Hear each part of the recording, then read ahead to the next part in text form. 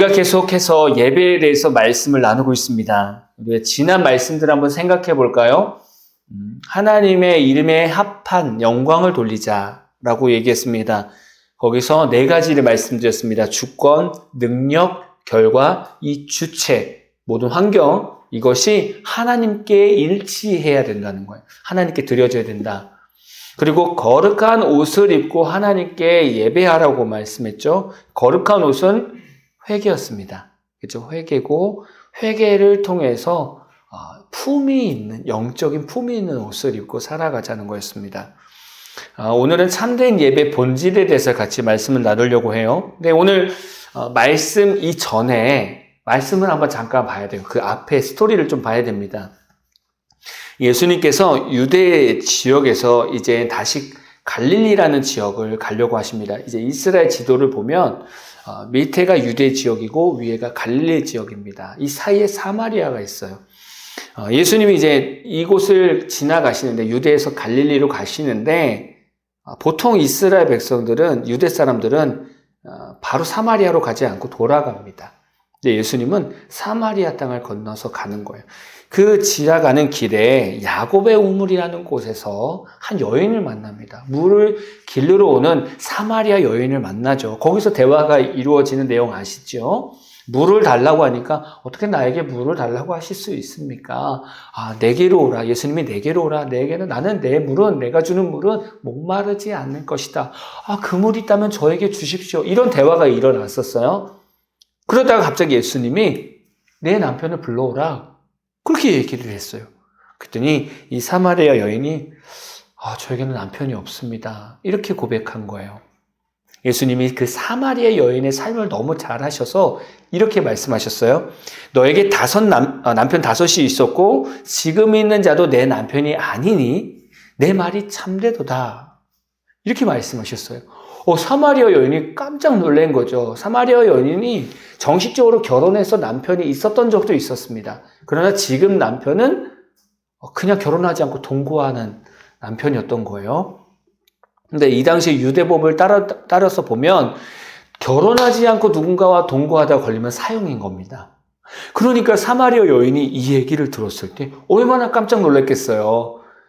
근데 이 사마리아 여인이 남편이 없습니다 라고 했던 이 말 속에 자신의 죄책감 가운데 시달리는 마음이 포함되어 있다는 거예요. 너무 괴로웠던 거죠. 근데 되게 재밌는 건 뭐냐면 이렇게 남편에 대해서 얘기하다가 갑자기 사마리아 여인이 근데요 어디서 예배를 드려야 될까요? 이렇게 화제 전환을 하는 겁니다. 대화의 화제 전환이 갑자기 바뀌었어요. 남편에 대해서 얘기하다가 갑자기 근데요 예배를 어디서 드려야 될까요? 이렇게 물어봅니다. 마치 이렇게 보이는 거예요. 제가 드러나니까 화제 전환을 하나 보다. 우리 가끔 그러잖아요. 대화하다가 자기가 밀릴 것 같고 죄책감이 있으면 갑자기 화제 전환을 합니다. 거기서 모면하려고. 근데 사마리아도 마치 그렇게 보이는 거예요. 예수님한테 걸린 거야. 동거하다 걸린 거야. 뜨끔하니까 예수님이 제일 관심 있어 하는 뭔가 예배일 것 같아서 물어보는 것처럼 보이죠? 근데 그게 아니라는 거예요. 예수님 앞에 자신의 죄가 드러나면서 그 여인 안에 있는 진짜 인생의 갈급함이 드러났다는 거예요. 진짜 갈급함이 예배였다는 거예요. 사마리아 여인 안에 진짜 갈급함이 예배였다는 겁니다. 그래서 예배를 어디서 드려야 될지 물어본 거죠. 이 당시의 예배 장소에 대해서 좀 생각해 봐야 돼요. 사마리아인들은 예배 장소가 그리심산이었습니다. 사마리아 땅에 있는 그리심산이었는데 이걸 이제 구약으로 이제 쭉 가서 설명을 해야 돼요. 통일왕국이 있었습니다. 다윗의 통일왕국이 있었다면 그 이후로 솔로몬 이후로 분열왕국이 되죠. 그죠? 그래서 남유다와 북이스라엘로 나눠집니다. 그렇게 생활하다 결국 이 두 나라가 다 망하게 됩니다. 남유다는 바벨론에 의해서 포로 생활을 하게 되고 북이스라엘이 이제 아수르에 의해서 생활을 하게 되죠. 그러면서 이 남유다는 바벨론에 의해서 포로 생활하다가 이제 70년이 지나면서 이제 귀향길에 올라갑니다. 그래서 1차 귀향길에 올라가면서 성전 재건을 하는데 그 재건을 이렇게 리더했던 인물이 스룹바벨이었습니다. 스룹바벨이 재건을 계획하고 진행하려는데 이제 사마리아인들도 같은 이스라엘 백성이니까 거기 예루살렘 성전 재건하는데 우리도 같이 동참했으면 좋겠다. 우리도 같이 했으면 좋겠다라고 요청한 거예요. 근데 스룹바벨이 안 받아준 거예요. 왜냐하면 북이스라엘이 아수르에게 정복을 당하고 나서 이 아수르의 정책 때문에 그렇습니다. 혼종 정책이라는 게 있어요. 그게 뭐냐면 타민족과 결혼하는 겁니다. 타민족과 결혼하면서 혼혈을 만드는 거예요. 그러니까 사마리아에 있는 이 이스라엘 백성들은 다 혼혈 민족들입니다. 다 섞인 거죠. 여러 타 민족들과 결혼하게 된 겁니다. 그러니까 남유다 사람이 볼 때는 쟤네들은 거룩한 사람이 아니야. 그래서 상종을 안 한 겁니다. 그래서 성전 재건하는데 같이 함께하지 않은 거예요. 그래서 그게 계속 이어와가지고 예수님 당시에도 남유다에 있는 유대 사람들은 위에 갈릴리로 갈 때 사마리아를 지나가면 진짜 빨리 갈 수 있어요. 근데 이들과 상종하고 싶지 않으니까 우회해서 자꾸 가는 거예요. 그런 상황에 예수님은 사마리아를 통과하게 된 거죠. 이렇게 스룹바벨과 어떤 갈등이 생기면서 이 사마리아인들도 예배를 드려야 되니까 성전을 세웠는데 그게 이제 사마리아에서 이제 그리심산 쪽에 성전을 세웠던 겁니다. 그것도 얼마 못 간 거예요. BC 129년에 하스몬 왕조의 힐카누스라는 사람이 이 성전도 다 부셔버렸어요. 파괴해버렸어요. 사마리아 이쪽에 이렇게 침공해가지고 성전을 다 부셨습니다. 성전이 없어졌잖아요. 그래도 축복의 산이라는 이 그리심산이라는 그런 개념을 갖고 있는 게 사마리아인이었습니다. 그래서 계속 성전이 없어도 그리심산에서 예배를 드리고 있었던 거예요. 예수님 당시까지도 계속 그랬던 거예요. 근데 사마리아 여인이 봤을 때 분명히 율법에는 하나님께서 원하시는 예배 장소가 예루살렘이라는 것을 알고 있었던 거죠. 그러니까 궁금한 거예요. 우리 조상들은, 사마리아 조상들은 이 그리심산에서 예배를 드리는데 하나님 율법에서는 예루살렘에서 드린다고 하는데 제가 어떻게 예배를 드려야 될까요? 이렇게 질문을 하는 거예요. 궁금하지 않겠습니까? 그 모습을 보면서 예수님께서는 이 예배의 장소에 대해서 들으시면서 본질에 대해서 말씀하시는 거예요. 예배 장소가 아니라 본질. 그래서 오늘 본문 말씀이 나오게 된 겁니다. 여러분 생각해 보세요. 예배 장소가 중요하십니까? 예배 장소? 화려한 악기팀과 찬양팀, 미디어팀, 이런 화려한 조명들 가운데 예배드리는 그 예배 장소가 중요하십니까? 아니면 작은 우리 교회처럼 개척교회 예배가 중요합니까? 장소가 중요한 게 아니죠. 그 얘기인 겁니다.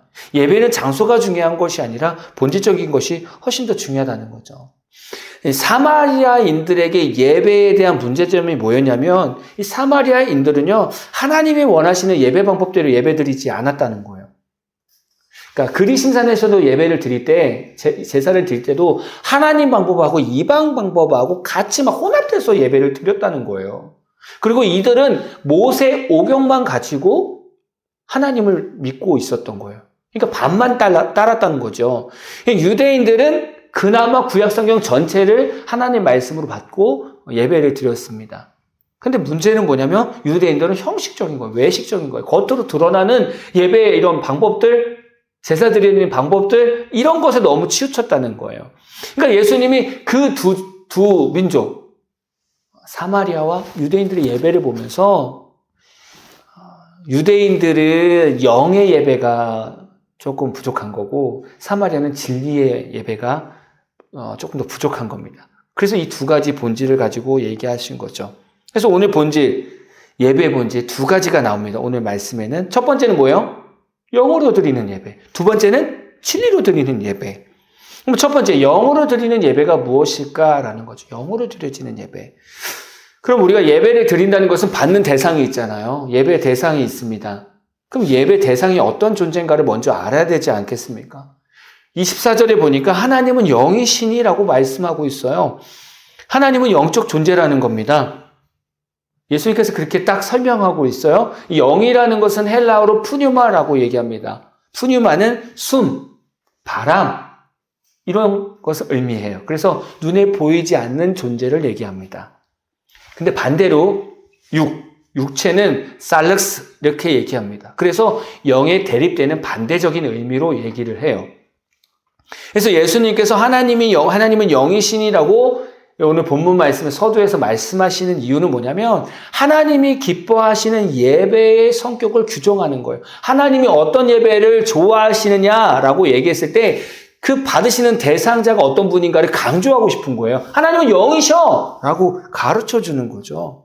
다시 말하면 너희들이 예배를 드릴 때 하나님은 영이시라는 거야. 그러니까 너희 육체적으로 예배를 드리는 것도 중요하지만 지금 이렇게 앉아서 육체적으로 예배를 드리는 것도 중요하지만 너희들 영으로 영이신 하나님께 예배를 드려야 돼. 이렇게 말하고 있는 거예요. 이게 얼마나 어려운 말입니까? 몸은 육체로 이렇게 앉아 있는데 근데 영으로 예배를 드려야 된대요. 저도 이게 참 어려운 겁니다. 영으로 예배를 드려야 된다? 하나님과 영적 교제를 하면서 예배를 드려야 된다? 이 부분이 참 고민이 됐던 겁니다. 어떻게 하면 영적인 예배가 될 수 있을까? 그게 고민이 됐던 거죠. 그러다 보니까 이런 생각이 들었던 거예요. 저희가 캐나다에서 살았었잖아요. 영어를 못한 제가 캐나다에 갔으니 얼마나 재밌겠습니까?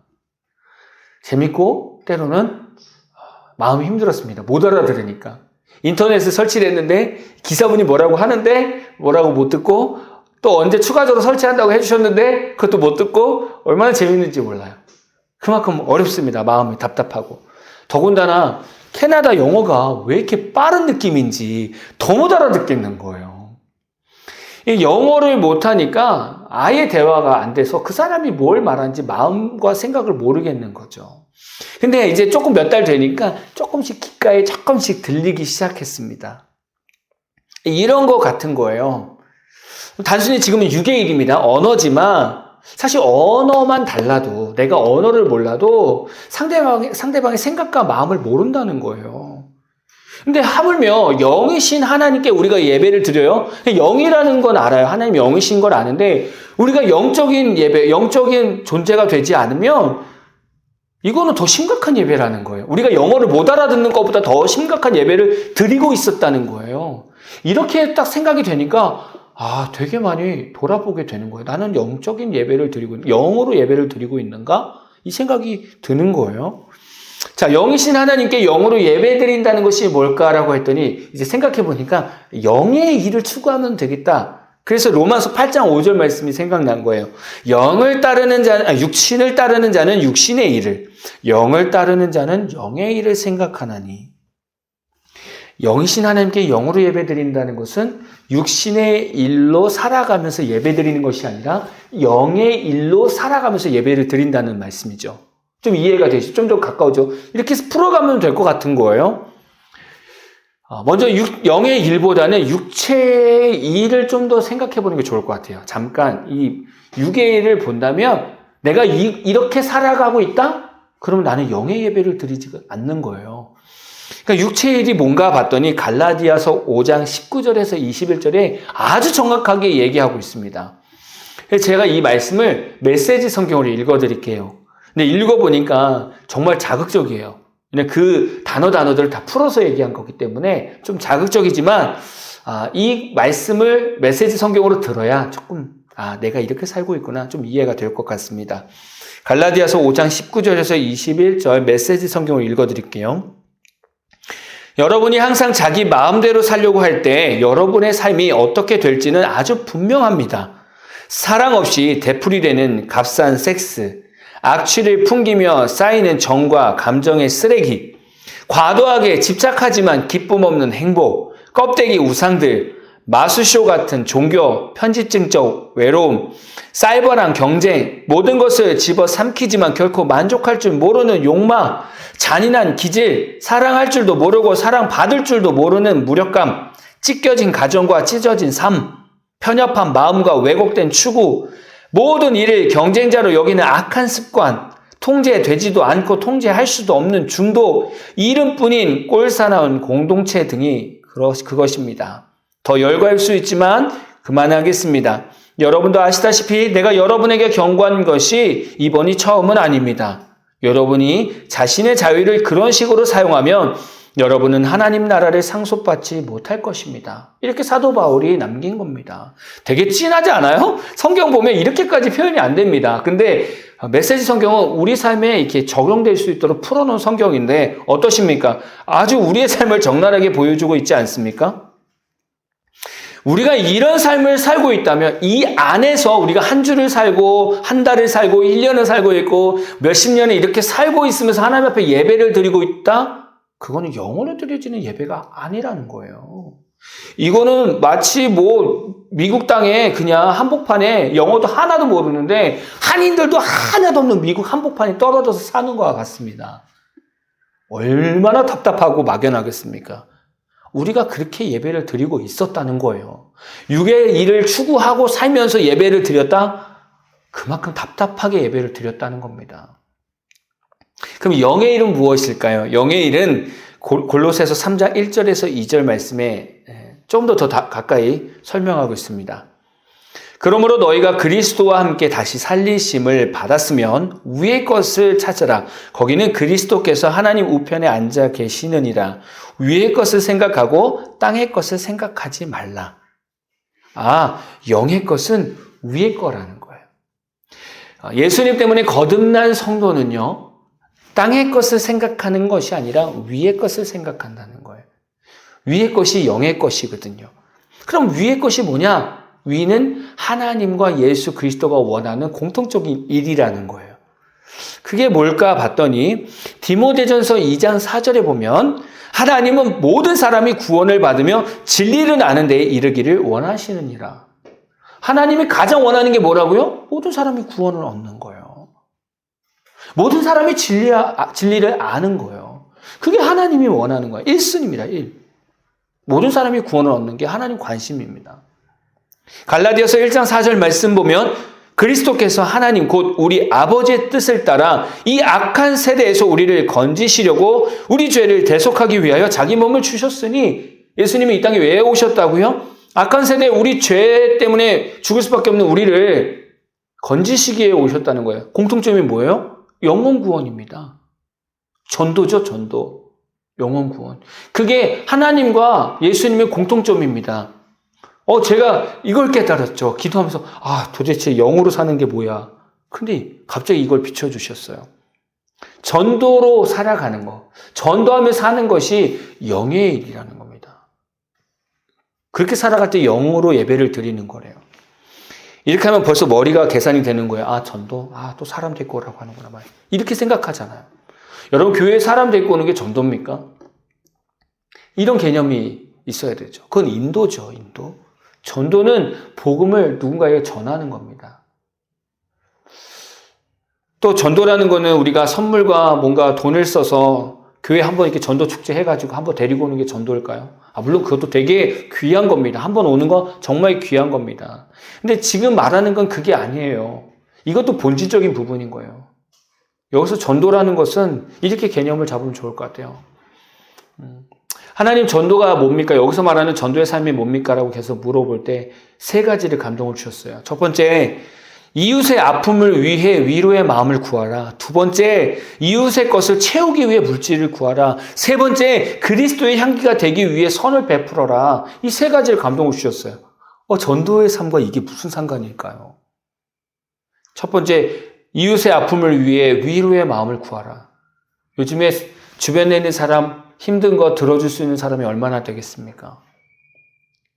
힘든 거 공감해 줄 사람이 얼마나 되겠습니까? 내 아픔을 위해 내 아픔처럼 생각해 주는 성도가 얼마나 있을까요? 더 나아가서 목회자가 성도가 힘든데 1시간, 2시간 그의 힘든 마음을 들어줄 수 있는 목회자가 얼마나 있을까요? 저도 신방하고 상담해보는데 그냥 기본적으로 대화가 1시간, 2시간이에요. 기본적인 대화가. 그래야 이 사람의 속마음을 다 듣게 되고 다 얘기할 수 있는 어떤 시간이 돼요. 근데 이러한 사람들을 하루에 2명, 3명 만난다고 생각해 보세요. 쉽지 않아요. 근데 하나님이 원하시는 전도는 삶은 저쪽으로 가 있고 말로만 예수 믿으세요. 교회 오세요. 우리 교회 전도 축제하는데 한번 오세요. 이렇게 생각한단 말이에요. 전도는. 그게 아니라는 거예요. 진짜 전도는 뭐냐면 힘들어하는 사람들에게, 힘들어하는 성도들에게 가서 위로하라는 거예요.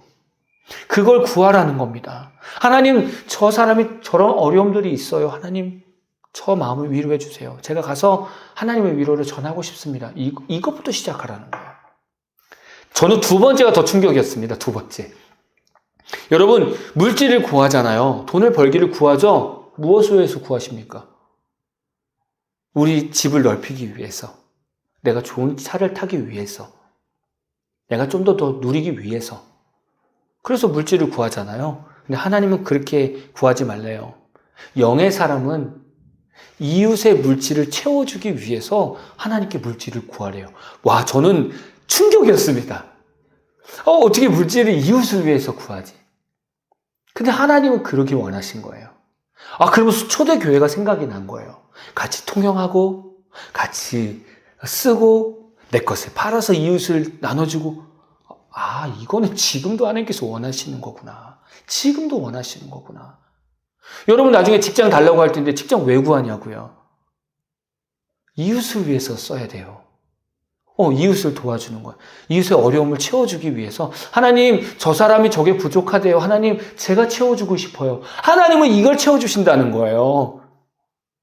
이게 영의 사람이라는 거예요. 우리 생각하고 정말 다르지 않아요? 하나님 생각과 우리의 생각이 너무 달라요. 그래서 제가 충격이었어요.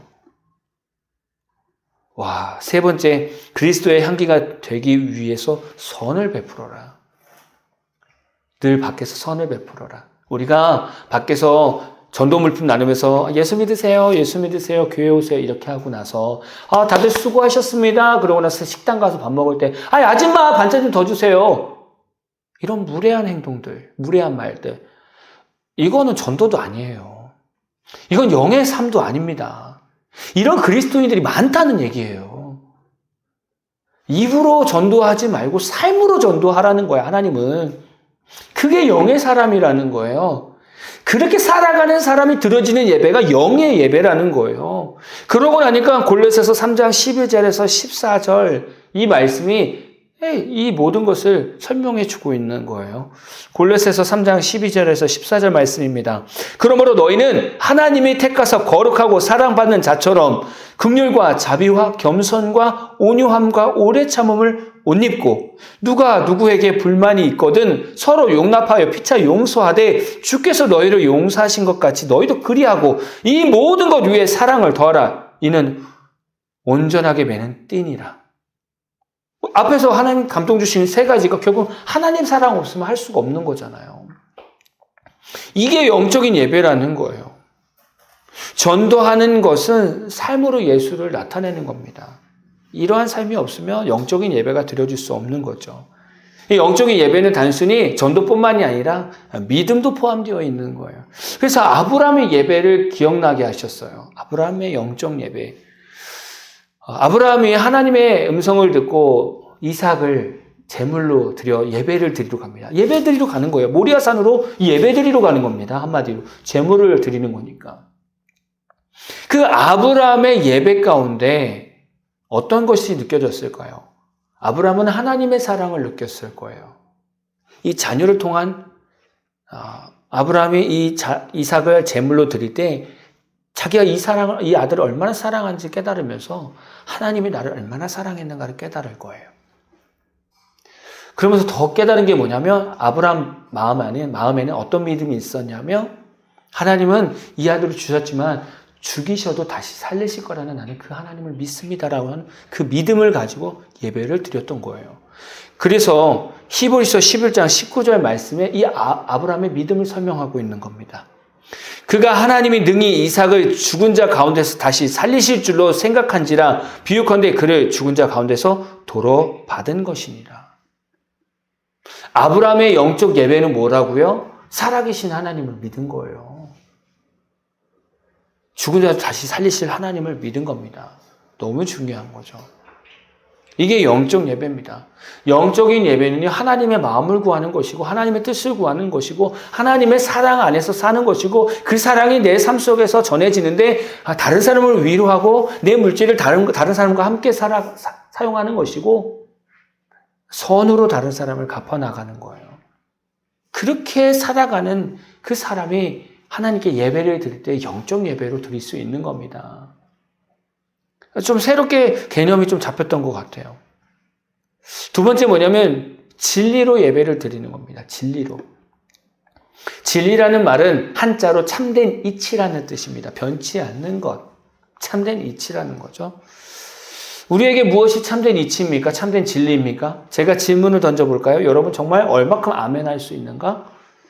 하나님은 지금도 살아 역사하십니다. 참된 진리입니까? 하나님께서 지금도 살아계셔서 모든 것을 이루시는 하나님을 믿습니까? 하나님께서 우리에게 주신 말씀이 진리이며 살아있는 하나님의 말씀을 믿습니까? 이 말씀이 살아있고 진리이고 이게 하나님의 말씀이어서 살아있는 것을 믿습니까?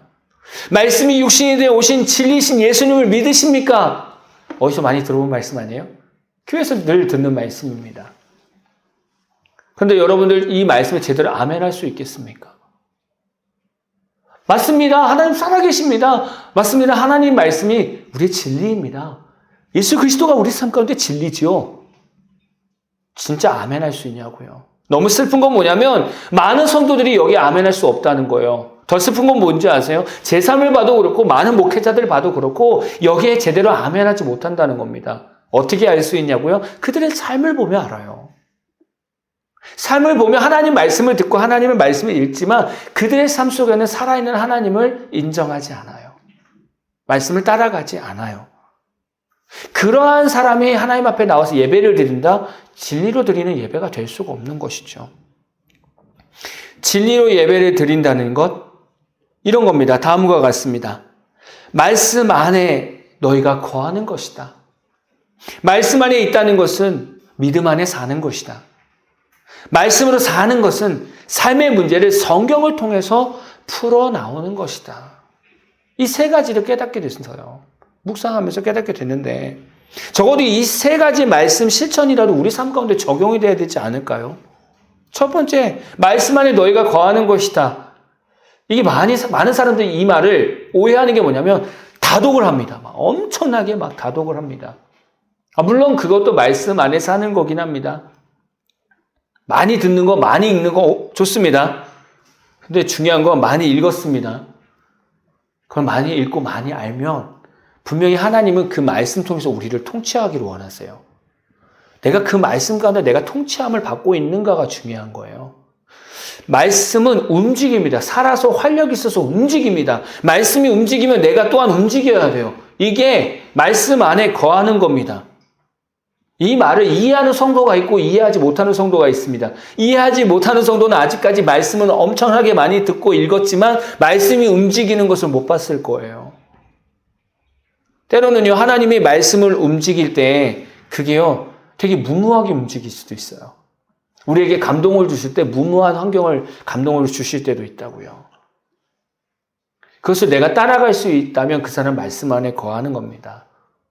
아까 두 번째 뭐였냐면 말씀에 거하는 것은 믿음으로 산다고 하잖아요. 이게 같이 맞물려 가야 돼요. 내가 말씀을 많이 읽었다면, 많이 들었다면 분명히 하나님은 거기서 하나님의 통치함이 있는 거예요. 내가 너가 이렇게 살기를 원한다. 너가 이쪽으로 가야 된다. 이 음성이 들려줘야 돼요. 그럼 믿음으로 반응해야 됩니다. 그것이 또 때로는 내 생각에서 벗어난 생각이어도 그것을 내가 가야 되는데 많은 사람들이 자꾸 인간적인 방법으로 판단한다는 거예요. 인간적인 논리 안에서만 산다는 거예요. 그러니까 점점 하나님 말씀과 벌어지죠. 자꾸 무언가를 할 때 내 힘으로 먼저 더 하려고 합니다. 부족한 것을 기도하려고 하고 부족한 것을 말씀에서 찾으려고 해요. 이게 반대가 돼야 돼요. 우리가 말씀과 기도로 살아가면서 하나님이 주신 시간과 기회에서 최선을 다하는 거잖아요. 이게 반대로 된 성도들이 너무 많아요. 이게 반대로 된 목회자가 너무 많다는 거예요. 더 나아가서 세 번째입니다. 여러분의 삶이 지금 성경에서 어디에 서 있는가를 때로는 보십니까? 어디에 서 있는가? 우리가 삶 속에서 고민이 있거나 문제가 있거나 어떤 것을 결정할 때 분명히 성경에도 그런 사람들이 많았어요. 그런 환경들이 있었죠. 어떻게 결정했을까? 그럼 우리가 성경에서 찾아서 풀어나와야 되잖아요. 예를 들면 내 삶을 보니까 이스라엘 백성들의 애굽 생활 같아. 내 생활이 애굽 생활인가? 이렇게 좀 묵상이 될 수 있어야 되고, 때로는, 내 가족을 위해서, 내가 지금 이렇게 힘든 거는 내 가족을 위해서 내가 먼저 훈련받는 것 같다. 마치 요셉이 그 가족들을 위해서 먼저 보디발의 집에 팔려가는 것이고, 감옥에 가서 훈련받는 것 같다. 내가 지금 딱 그쪽인 것 같아. 아니면 내가 지금 너무 힘든 가운데 있으면, 내 과거의 거짓된 삶 때문에 지금 내가 야곱의 삶을 살고 있구나. 이게 말씀 묵상하면서 드러난다는 거예요. 내가 이렇게 잘 되는 건 내가 늘 모든 걸 할 때마다 하나님께 구했더니 다윗처럼 나를 지금 승리케 하시는 거구나라는 걸 말씀 가운데 찾아야죠. 그래서 거기서부터 풀어나와야 되잖아요. 이게 안 된다는 거예요. 이게 어렵죠, 사실. 왜냐하면 말씀을 묵상하지 않으면 이 삶은 없어요. 말씀 읽습니까? 그리고 묵상하죠? 그리고 나한테 적용합니다. 그리고 하나님께 기도하면 감동을 주세요. 그 말씀대로 살아가 보는 겁니다. 그러면 말씀이 곧 내 삶이 돼버려요. 그 말씀의 깨달음을 가지고 하나님을 통치하시기 시작하세요. 내 생각을. 이게 계속 쌓여 있어야 돼요. 이게 말씀 안에 거하는 거잖아요. 우리 한 주 동안도 결정해야 될 일이 얼마나 많습니까? 한 주 동안도 우리가 하나님 안에서 해야 될 일이 얼마나 많습니까? 근데 보세요. 우리가 말씀에 잣대를 대고 결정하는 게 하나도 없어요. 그렇게 살다가 와서 예배를 드린다고 생각해 보세요. 그게 진리 안에서 드려지는 예배입니까? 하나님 말씀이 다 결여됐는데, 하나님의 말씀이 다 온데간데 없는데, 어떻게 그 예배가 진리 가운데 드려지는 예배입니까? 이 예배 가운데 목사님의 말씀들이 선포된다고 해서 진리 가운데 드려지는 예배일까요? 그게 진짜 진리 가운데 있는 예배일까요? 받는 사람들이 말씀밭이 없는데, 어떻게 그 가운데 말씀의 열매들이 일어나겠습니까? 절대로 그렇게 될 수 없다는 거예요. 이렇게 하면서 진리와 영과 진리로 드리는 예배에 대해서 마무리하려고 하는데, 하나님께서 새벽에 제가 기도할 때 마무리로 이런 음성을 주셨어요. 저 읽어드리고 끝낼게요. 제가 가감하지 않고 그냥 그대로 읽어드릴게요. 너희가 십자가에서 피를 흘리겠느냐? 스스로 깨끗해질 수 있느냐? 온전한 사랑을 할 수 있느냐? 생명을 지킬 수 있느냐? 이 모든 것은 내가 너희에게 허락한 것이라. 영과 진리로 예배를 준비하는 삶도 결국 내가 시작하고 내가 마무리하는 것이다. 너희는 그저 내 안에서 거하기를 구하는 행위만 할 뿐이다. 나와 온전한 예배자가 되라. 인생의 풍요로움이 이 예배 가운데 있다라고 말씀하시는 거예요. 그것을 깨달았습니다. 우리가 아무리 이렇게 제가 설교를 하고요. 우리가 설교를 들었잖아요. 결국 자세히 보면요. 하나님께서 우리에게 성령을 주셔서 하나님의 사랑을 주시고 우리 안에서 성령의 열매를 주신 것도 하나님이시고 그로 인해서 우리가 전도할 수 있는 마음도 주신 거고 감동을 주셔서 말을 선포했더니 복음을 선포했더니 그 안에 하나님의 열매를 맺히게 하신 것도 하나님이고 말씀을 듣는데도 깨닫고 그 가운데 순종했더니 응답도 일어나고 이것도 하나님이 하셨어요. 잘 생각해 보면. 영과 진리로 예배드리는 것 뭐가 있을까요? 아무것도 없다는 거예요. 드려진 게 아무것도 없어요. 우리가 한 건 아무것도 없어요. 우리가 지금 노력하는 거 아무것도 아니에요. 근데 되게 힘들다고 하잖아요. 사실 하나님이 시작부터 끝까지 다 하시는 거예요. 우리는 그저 교회 나와서 그저 우리는 평상시에 말씀 읽으면서 그냥 묵상하는 거. 근데 그것조차도 안 한다는 거예요. 얼마나 바쁘다고 하는지. 기도도 안 하는 거예요. 하나님의 뜻도 구하지 않는 거예요.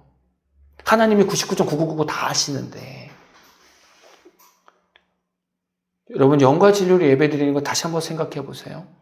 그리고 내가 정말 영과 진리로 예배드릴 수 있는 준비가 되어 있었는지 우리의 삶을 돌아보기를 소망합니다. 이거 한번 외치고 끝낼게요. 예배 성공은 인생 성공이다. 따라합시다. 예배 성공은 인생 성공이다. 예배만 성공해도요. 인생 성공합니다. 하나님의 필요한 것들 그때그때 채워주세요. 예배가 무너지니까 내게 다 무너지는 거예요. 여러분 기억하십시오. 예배 성공은 인생 성공이다.